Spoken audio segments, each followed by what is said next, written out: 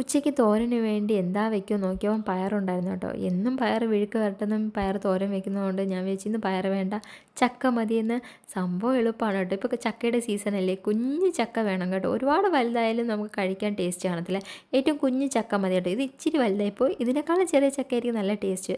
ആദ്യം നല്ല കഴുകിയ ശേഷം ഇതിലിരിക്കുന്ന ഈ കുഞ്ഞു കുഞ്ഞു മുള്ളു പോലെ സാധനം ഉണ്ടല്ലോ, അതിന് നമ്മളെല്ലാം കട്ട് ചെയ്ത് കളയണം കേട്ടോ. ഇച്ചിരി ചതയോട് ചേർന്ന് കട്ട് ചെയ്താലും കുഴപ്പമില്ല കേട്ടോ. ഞാൻ തീരെ നൈസായി കട്ട് ചെയ്ത് പോയി.